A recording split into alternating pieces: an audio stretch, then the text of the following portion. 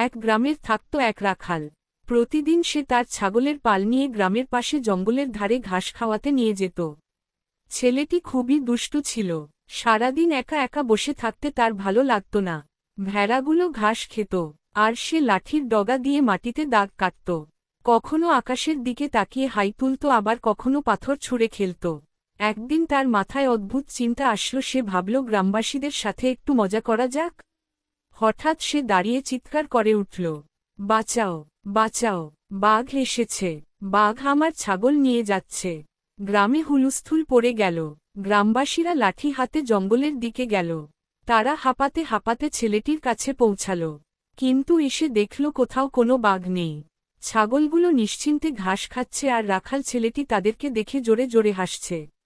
গ্রামবাসীরা এটা দেখে রাগ করে চলে গেল, কিন্তু ছেলেটা বিষয়টাকে কোনো গুরুত্ব দিল না। কয়েকদিন পর সে আবার একই কাজ করল। আবার চিৎকার করল, বাঘ, বাঘ।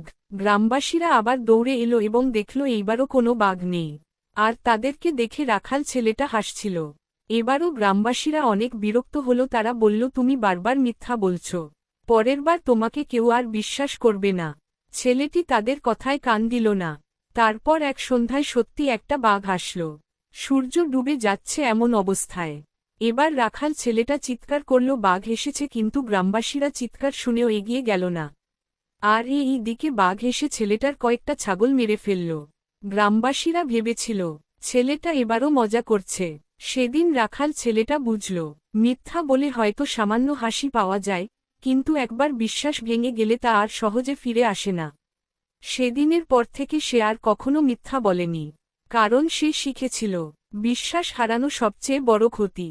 বন্ধুরা, আমাদের ভিডিওটি ভালো লাগলে ভিডিওতে একটা লাইক দিবে। ভিডিওটা তোমাদের কাছে কেমন লেগেছে সেটা একটা কমেন্ট করে জানাবে। আর এরকম সুন্দর সুন্দর নিত্য নতুন গল্পের ভিডিও পেতে আমাদের চ্যানেল সাবস্ক্রাইব করবে এবং বেল আইকন বাজিয়ে দিবে। সাথে থাকার জন্য ধন্যবাদ।